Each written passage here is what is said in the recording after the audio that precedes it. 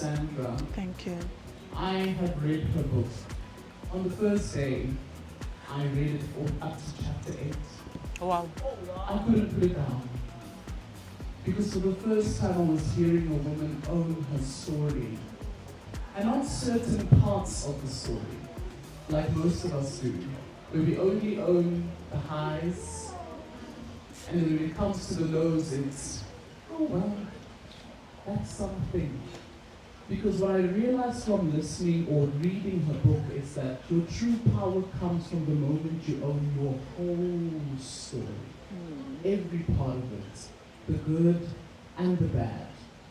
And you know out of it, it's made someone bold, a bold woman. Today I'm joined by a phenomenal, beautiful woman on the stage.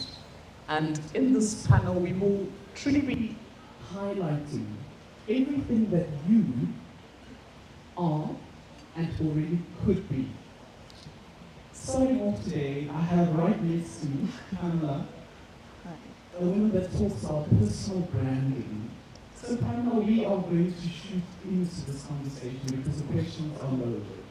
Yeah. Pamela, you often speak about executive presence can be misunderstood. Right? How would you define it? And how can women begin to build it authentically? Thank you for that question. Is it?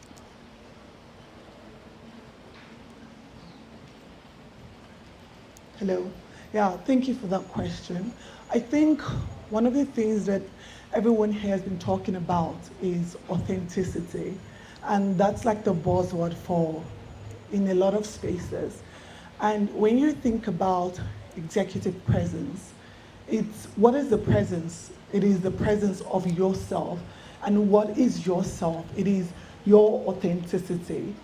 And you know, when we throw around this word authenticity, we have to really think back to what is authenticity, because what is authentic to you is not authentic to me. Authenticity is embodying yourself. Think about your values, you think about your beliefs, you think about your strengths even. It is embodying all those things. And when you embody that, you show up truly as that person.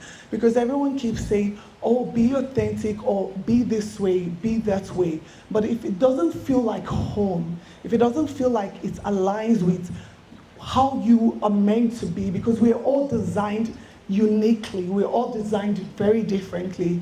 And until you start to embrace every part of yourself and see it as beautiful, I mean, if I can give an analogy, there are some people that would look at the sky and look at the clouds and say, oh, how beautiful is that? So why can't we look at ourselves and our strengths and the way we are and say, how beautiful is that? And start to embrace that. That is being authentic, starting to feel like home in yourself. And when you walk with that authenticity and embracing it, that is your presence, because that's your essence. That executive presence is about owning yourself and showing up authentically, essentially. Love that. Ownership. Ownership of self. Yeah. Thank you. The one thing I love that Pamela highlighted in here was your values. Have you had a conversation with yourself about what are your values? What are they? Yeah. What are your values? Ask yourself that question. Moving on to Bukhali. You say that self-belief isn't taught, it is claimed. That statement, I love it. What helped you to claim your self-belief in a space that didn't always affirm it? Thank you so much for the question, and hello ladies. I think for me, self-belief definitely is not something that can be taught. It's something that is claimed through having to navigate through difficulty, yes? And what I mean by this is that, you know, the term self-belief means that you believe in something within yourself. It's not something that you should be looking for outside of yourself. So self-belief cannot be, do people around me affirm me? Do people around me see the value in me? Do people, it's got nothing to do with people around you, right? So self-belief, I definitely believe that it's claimed. And the reason I say this is because I've been through so many circumstances, guys, and I'm sure a lot of you have through your corporate career, where you are in spaces that don't look like you, don't feel like you, where you are with managers that demean you, right? That diminish you. And there's so many times where I have cried on the way home. There's so many times where I have been sleeping and crying myself to sleep. There's so many times where I've cried in front of my family because of certain circumstances that have just broken my confidence time and time again. But one thing I always told myself that evening is that, Buhlali, tomorrow you still need to wake up and go back to the same place that made you feel this way. Are you going to go back and start shrinking yourself, or are you going to go back and continue believing in who Buhlali is? And for me, that has been the core of how I've developed self-trust, self-belief, time and time again. One of the most recent places that I worked at, I was shocked. I came into an environment where I was part of the executive team. I was the only female in the entire executive team, the only person of color in the entire executive team. And I asked myself, guys, 30 years after democracy, why are we still sitting in spaces where I am the only female, the only person of color? Every single other person was white, male Afrikaans, right? I had to sit there and sit through meetings that are in Afrikaans saying, I'm here, can we please speak in English? Can you please see that I'm here? And even though I had developed confidence over time in my career, I found myself on one of our very first board meetings. I arrived to the board meeting, it was full already, and there was an overflow room. And I'm telling this because I want to just make a little bit of a point here.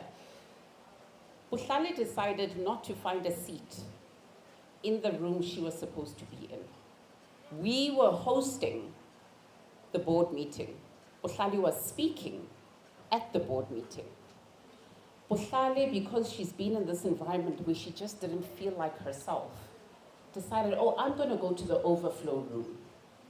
I sat there hoping other people are going to join the overflow room. Guys, 30 minutes later, I'm the only person in the overflow room.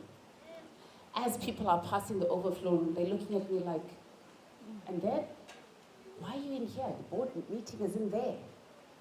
Guys, the way that I felt that time, because I made the decision to be in the overflow room, yes? And in that time, I was crying inside. Because when it was time for me to speak, now they're looking for me on the screen. Buhlali is our HR executive, where is she?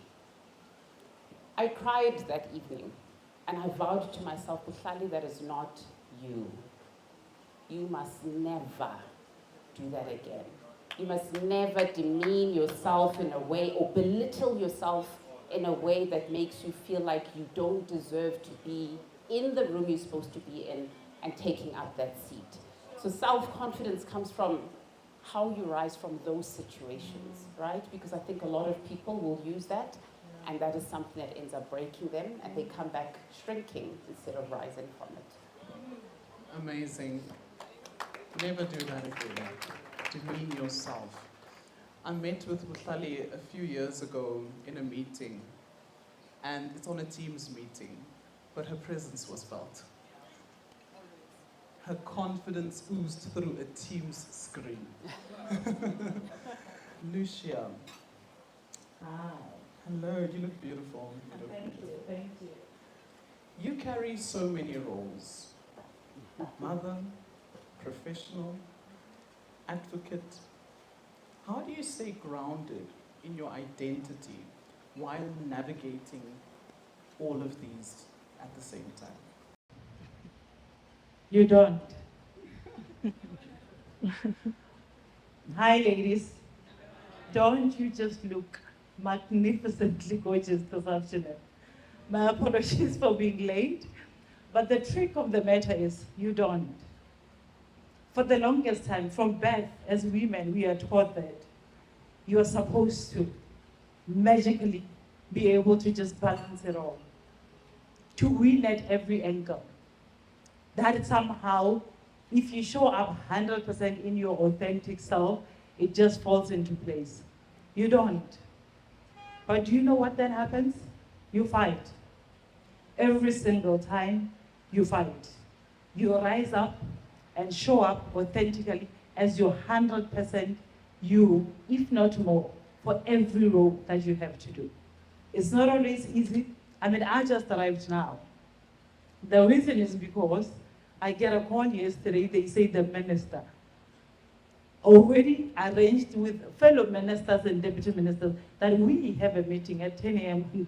on Tuesday, and I'm in it. And I'm supposed to be here showing up for myself. You have to force yourself to show up. What life has taught me is the balance.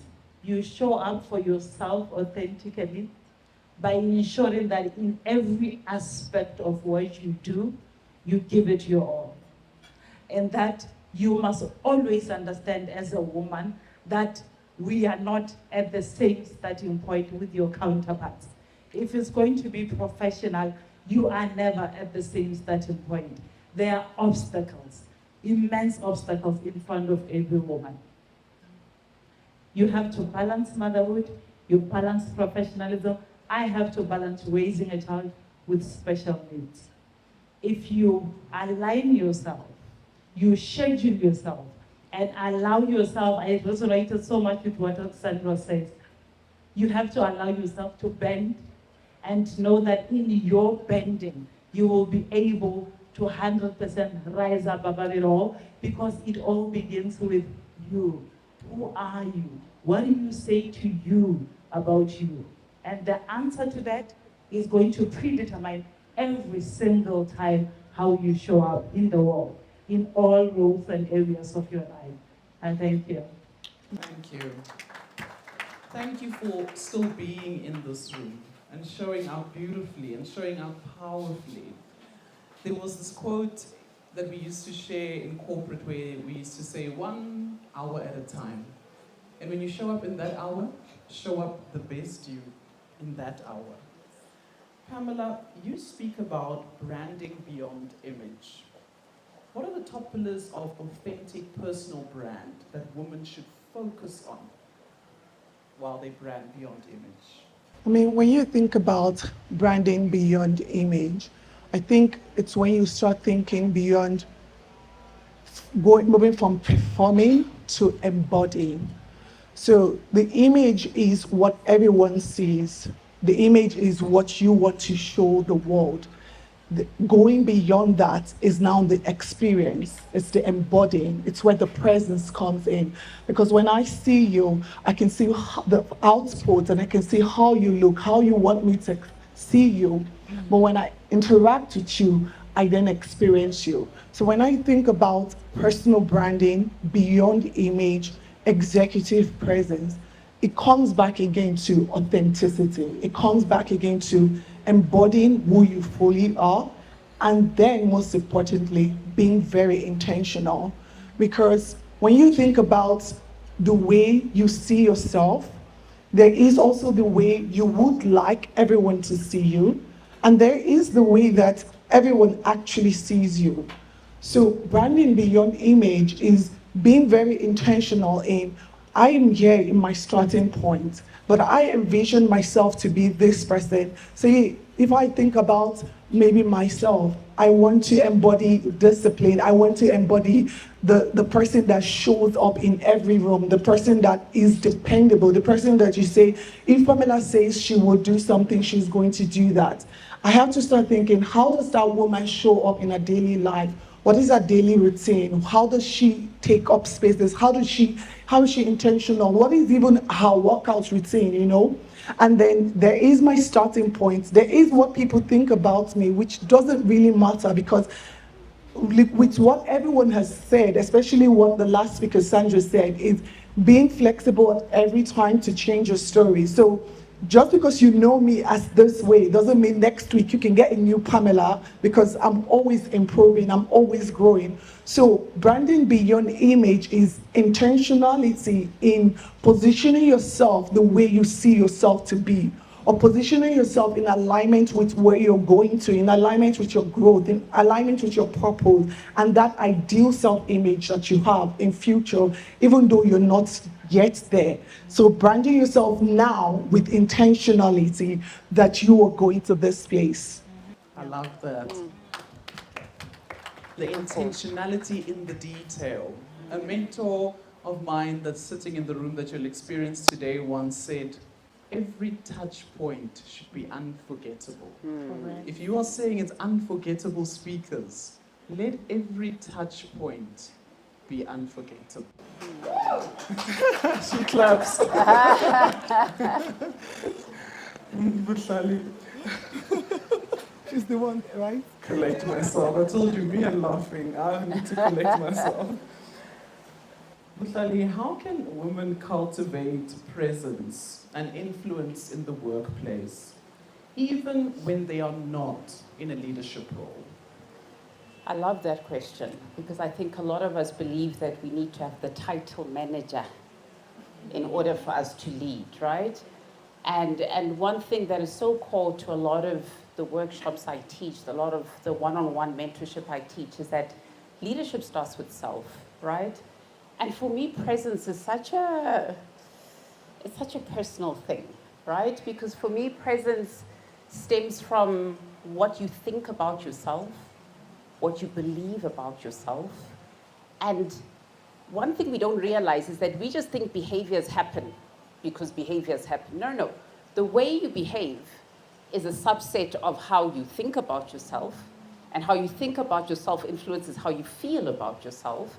And because you feel that way about yourself, that's how you show up, right?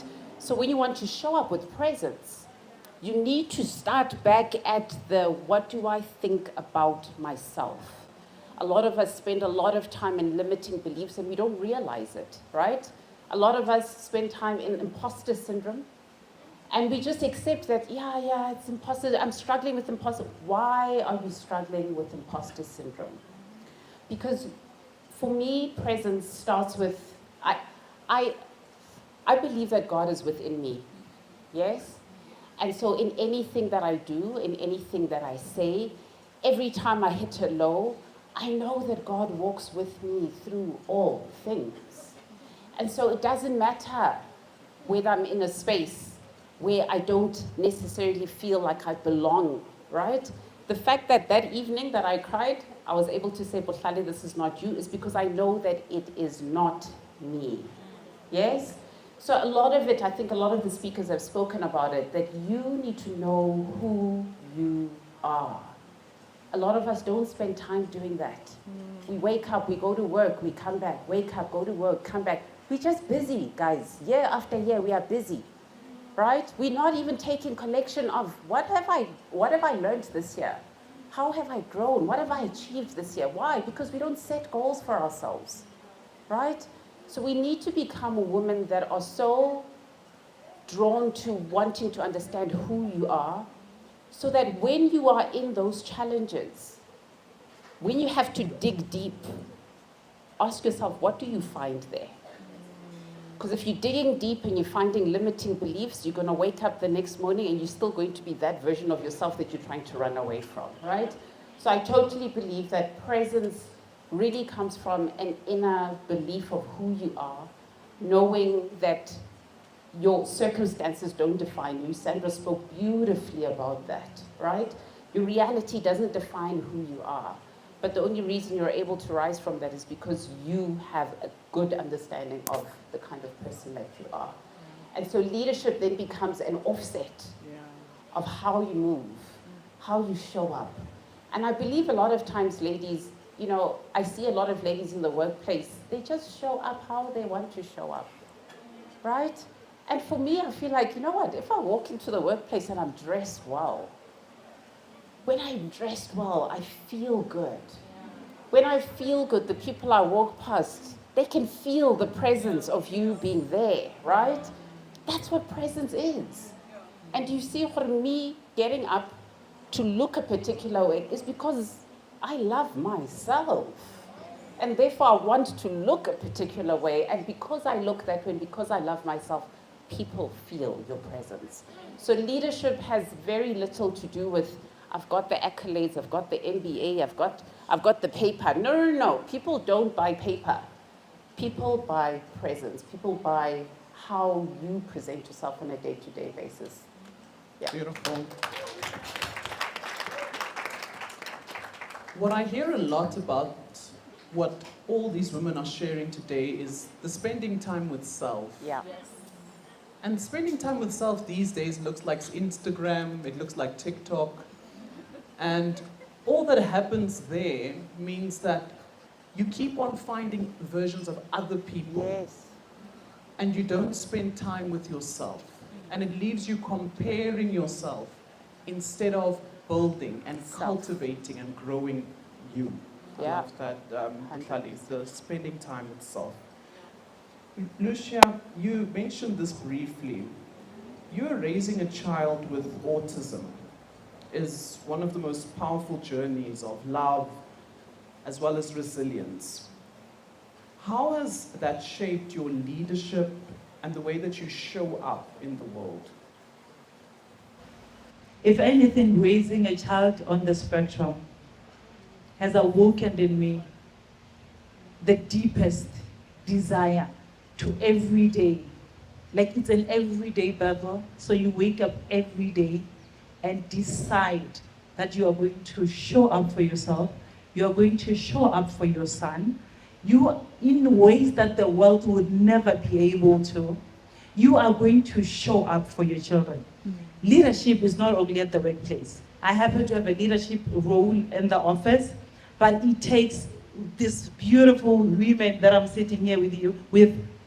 It takes so much to get to certain levels at the workplace. And I love that Buhlali, my firstborn is Buhlali, by the way. And I love that Buhlali just said, people don't buy paper. You get positions in life. The Lord positions you because only in my language, you know that saying that says, what do you believe about yourself? It's exactly what the world is going to dish you. If you show up messy at work, it's going to be messy. I don't show up messy in my parenting. And it's autism that taught me to do that. I don't show up messy at work. Just to break this down a little bit. We take it for granted that you can just wake up and give your bare minimum at work. We wake up, you think just because you see your kids, you bathe them, you do lunch boxes, they go to school, you assist with homework. I'm sorry to break it to you, but that is bare minimum. As a parent who's in the same household with your children, that is bare minimum. Waking up every day, whether it's at 4 a.m., whether it's at 3 because you live 2 hours away from work, that is bare minimum. Life has taught me that in showing up, as a parent, you lead. You have conversations that are not easy to have. It is such a blessing if you're able to wake up every day and take your children to school. You have to open up the platform. There has to be a podium that you open on a daily basis to be able to engage on life issues. Your children need to know that you are not their friend, but they need to be in a zone that they are confident and comfortable every single day to come to you with whatever they come across in life. Yeah. If you can sit here today and search within yourself and tell me this one thing, because this is the latest that we spoke about this week. Every week we have a topic that we narrate, that we go deep into. Have you as a mom sitting here spoken to your children about if they were, remember children, do as we do. There's the world influences, there's friend influences. Do your children know what they are going to do? If they were to wake up one day and they've shared silly pictures, naughty pictures, you wouldn't have endorsed that. Say it has happened. and somebody has them and threatens that they're going to lick them. Are you comfortable and confident in knowing that your children know that no matter what happens in this lifetime, there is nothing that does not pass? Mm-hmm. To know that there is nothing in this world that can ever make you, as their parent, look at them sideways, regardless of how horrible they believe it is. The reason this was our weekly topic is because there was a story in America where these Yahoo boys, somehow, it's not even the boys, they faked a face over a body, and they said, this is who you are going to circulate it. And unfortunately, the 16-year-old took his own life because of fear of what the world was going to do, what their parent was going to do. We live in a society where every day you have to show up for your children. Every topic on the news, take it upon yourself to lead a home in engaging in those type of topics. At work, you are raising an autistic child. You do all and everything. The people that you work with, they know exactly what you engage in, the bosses that you report to, the environment that you are at. As a woman, I can sit here and tell you for free that they expect you to, with some of the things, fall short. Refuse. Every day show up. Every day show up. Every day fight. You are the leader that you are because you decided one day as a little girl. If you are a leader, looking back, there has to be a point in your life where you sat yourself down in your own little meeting and made a decision of exactly the type of leader you're going to be in life. If you have never, if you are sitting here today and you think, some of these things are for other people, you have to go back to the drawing board. We have to today, as we are sitting here, be telling ourselves, am I the leader that I am for myself? Am I leading myself towards positivity, towards growth? You can't wake up every day and just accept mediocrity. I'm sorry. Every day challenge yourself. Lead yourself. Lead your children. In a workspace, you don't have to have the manager title, as Mosali said. People think the manager title, the leadership role, comes after you have already begun to show up in that space. Show up as that version that you desire. That is how you are attracted. That is how the world around you smells it. And that is how it's going to fall onto your lap. Hence, I said in the beginning that you don't. You fight, you show up every day in knowing exactly who you are, what you stand for, and exactly what you came up to change on this planet. Thank you. Thank you, Lucia, for sharing so vulnerably, openly, telling it like it is. Pamela, visibility is not vanity, it's strategy.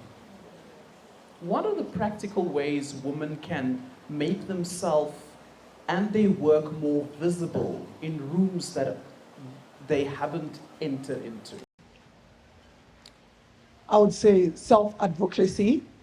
And now we have a tool that everyone has access to, everyone can use, it's always available to you, which is social media. And what I like to say is when people think about personal branding and talk about personal branding, everyone always think about it in the sense of, be a content creator, be an influencer, okay, I'm a tech bro, or I'm going for a board leadership position. The everyday woman should be doing, for a lack of better words, should be doing personal branding and should be conscious of branding herself. Because if you think about it, you came in here, you dressed a specific way, you put your makeup together, your hair together, because you want, when you interact with someone, you want them to have an impression on you. Why would you then not be meticulous about how you position yourself online? Because online is just a digital version of you. I mean, they're talking about AI personalities and AI handles, and these AI handles are taking a life on its own. So you have it's almost like you have two persons now. Everyone has two persons, your real self and your online self. Your online self is just a version of yourself. So everyday women should be very conscious about personal branding. And one of the way that you can use visibility as a strategic tool, and the reason why I say it's a strategic tool is because if I don't see you, for example, I cannot know that you're a great panelist, you're a great host or anything. I wouldn't know what you can do. So if I meet you, you've been visible to me. Now I know that you come top of mind. So being online and positioning yourself online makes you become top of mind when there's an opportunity that aligns with what you do. So visibility is strategic, whether you're using it to advance your career, boost your business, get opportunities, open new career opportunities for yourself, or even like what I always tell my clients, build a portfolio career, which is another topic. But essentially, use visibility as a strategic tool to advance yourself, position yourself, and achieve your goals. And in terms of getting your personal branding on there, start with social media. Start with first of all, what is your goals? What would you like to achieve? Just your general goals. It doesn't have to be, oh, this is my social media goal. 2026 is coming, say, oh my gosh, I want to get into a new job in the tech space. I don't know anything about tech, but how can you then start positioning yourself such that recruiters can start reaching out to you, or you start being an attractive candidate should they look at your LinkedIn? Say maybe you are in retail, and in your retail job, you use some tech tools, you probably use MailChimp, and you start talking about how you integrate MailChimp in. So now you're talking a little bit about the technicalities with your very relevant current experiences. So that's one of the ways you can start branding yourself online. Another thing to also think about is to start advocating for yourself. You do something, post about it. You come to this event, post about it. You put the effort already. By showing up, you put the effort, and you've taken a nice picture, post about it. If you are part of the organizers, I see a lot of people do beautiful work. This is a very beautiful event. Post about it, even though you're a designer, still post about it and organize this event and put together this thing. And these were the key takeaways from the panel session, from the speaking engagement. That already start positioning you like you are an event organizer, you pull people together, you're a community builder. That's already, you must post about everything in a strategic way in terms of what your goals are, just generally in life, where you envision yourself to get to, and how those contents can help you get there. Love that. What I love to share with people about posting on social media is that it's not khupapa, it's a strategy. It's not khupapa. You're not being forward. You are being strategic. Yes. Your next boss, your next contract will there. come from how you showed up in your last post. 100%. Let's move on. Sorry. It's a moment. Sorry. Butlali, what does being corporate ready mean beyond qualifications? And how do women practically prepare for that? Considering that we have some women here that want to be corporate ready from the audience. Corporate readiness for me is all about intention. Yes? And what I mean by that is that, whether you're young, still in university, still studying, whatever the case may be, a lot of us don't spend the time asking ourselves, why am I studying what I'm studying? What am I hoping to do with it, right? And so I like telling a lot of young people, okay, you are studying, when are you going to start applying for jobs? Which jobs do you want to apply for? Which industries do you want to apply for? And no one knows.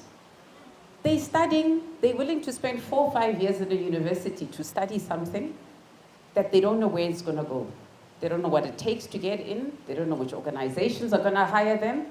And that is why now we are sitting with students that are unemployed, high unemployment rate with our youth, Because there was no strategy, there was no intention, right? So corporate readiness for me is about intention, ladies.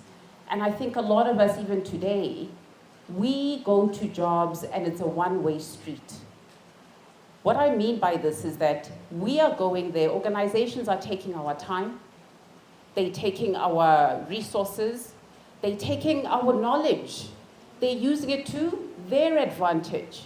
Have you ever stopped to ask yourself, what are you taking to use for your advantage from the organization?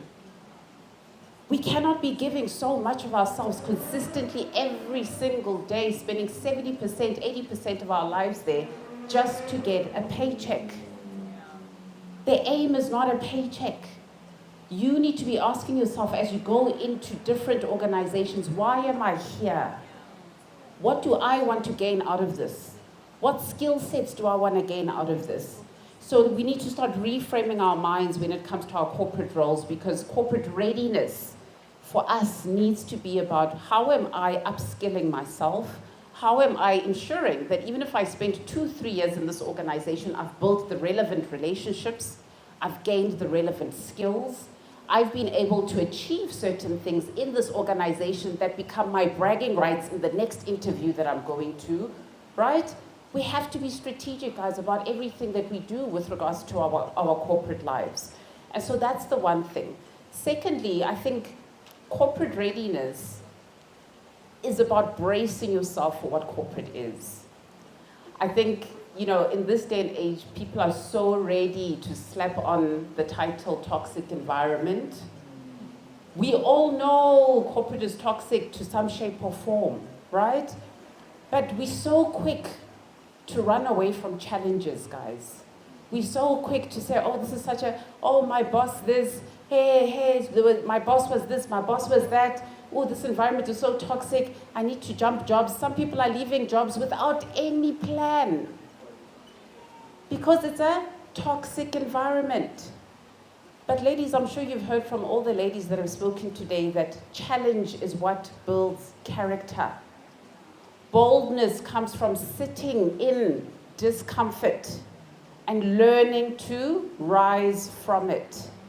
So you are bound to face challenge when you come to corporate environments. Remind yourself all the time, why am I here? The reason it's very easy for you to leave is because there was no strategy to start off with. So you spend a year there before you know it, you're wanting to leave because, hey, I want more money, this place is not great for me, right? But if you've had a strategy, and I want to share an example, there was a mentor that I had in one of the organizations I went into. And this organization was fantastic. And the first thing he asked me was, Buhlale, why are you here? Why did you take this job? And I said to him, I've got a goal. In 3 years' time, I want to ensure that this organization becomes employer of choice in its industry. A year and a half in, here comes a bigger organization, multinational organization. They're like, Buhlale, we've got a fancy job for you. You're going to be looking after Western Africa, traveling, da-da-da-da-da. Hey, we are Microsoft, we're a big organization. And I was like, oh my gosh, Microsoft. Of course, yes, let's interview. And I went through interviews. Here I was so excited to go tell my mentor, oh, Microsoft, you know, I'm in second round, in. So he sat there, listened to me, and he said to me, okay, so I hear you, and it's a great opportunity, but have you achieved your goal? Okay, what do you mean? It's Microsoft. Like, why would I still weigh those things out? Buhlale, when you came here, you set a goal that you said you want to achieve. I'm asking you a simple question. Have you achieved your goal? The answer was no. And he said to me, listen, it's up to you. If you want to leave, you can leave. But one thing that you are missing out on by leaving is leaving here having achieved something that you set out to achieve. Don't be so quick to jump for the next big, bright offer. Bigger money, better environment, bigger organization. You are losing an opportunity to build character. I decided, Microsoft did give me the job. I decided not to take it. And 6 months later, we were then voted employer of choice in the organization, right? So, and then for 5 years consecutively. So that is something that now, for me, it speaks for me before I even enter rooms. Because it says this person has been able to achieve this particular thing. I wonder what it took for them to achieve this particular achievement. Now, before I speak, people are expectant. She knows what she's talking about. She stuck it out. She's got the grit, she's got the character to do it. And so opportunities that I've received, even now as I work on my own and I'm self-employed and I run my own organization, clients come because you've done something of value somewhere. So ladies, let's learn to ensure that in the corporate roles that we are in, we are not just collecting a paycheck. We are there to achieve something, we are there to become something, and we are there to rise and become bold women, even through the challenges that we go through. She has said a mouthful. I will not add. Lucia, when Patricia read out your bio, she spoke about glamour and softness and fuel being a part of the topics you speak of. But how do you practically, considering you're a mother, you're an advocate, you take care of a child with autism, how do you refill your cup while carrying so much? Softness.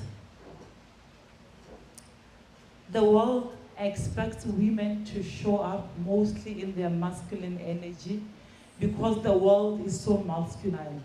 If you're going to be bold and take up space, there are rooms or instances that force you to show up in your macho you. Do not fall for that trap. The reason why God made us women, is because there is so much strength and power in our softness, in who we are. In whatever space you're going to choose to show up in, I embrace my softness in that. People will be asking you, with everything that you do, why do you still choose to wake up every day, doll up? It says a lot about what you think, how you feel about yourself every morning when you wake up.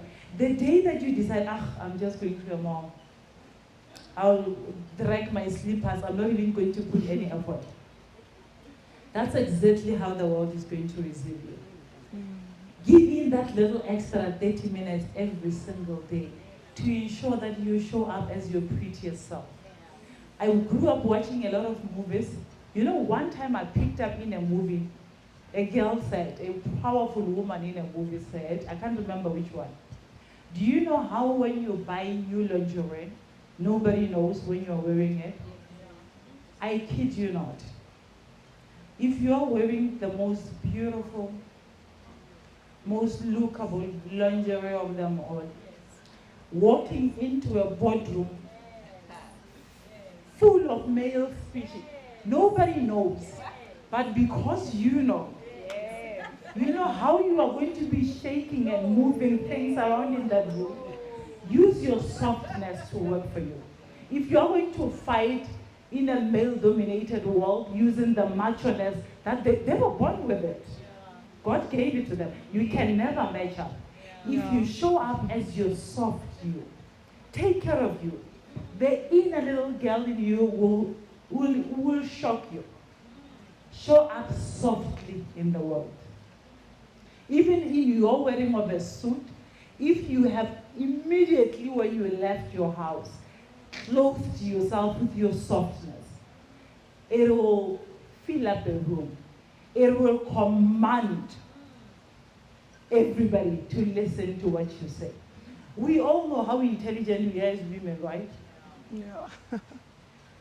We know we are intelligent because God made us intelligent. We don't have to be walking around trying to prove it. If you walk into a room embracing your softer self, everybody looks at you, a pretty little thing. Let's see what they...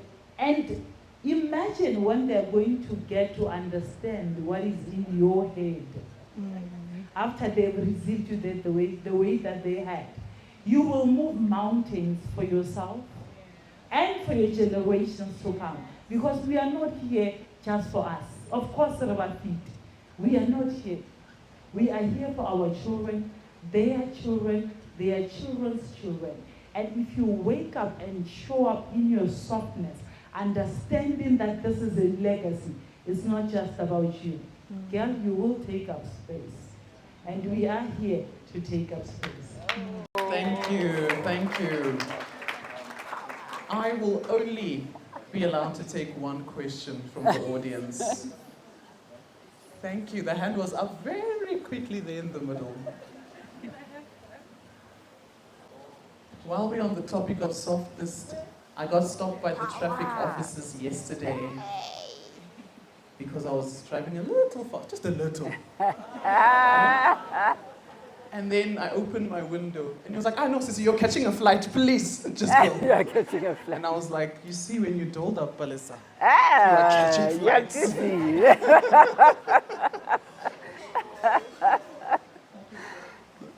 Good evening. My question is directed to BOLDLY. So my question to you is that how do you best maintain a positive relationship in a workplace whereby your manager feels intimidated by the subordinates' abilities and capabilities? Thank you. I love that question. I love it because I've been in that space many times, right?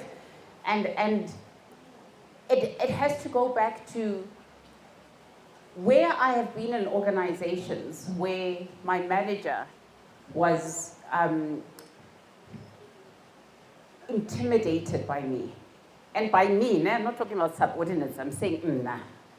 I've had that in my first job.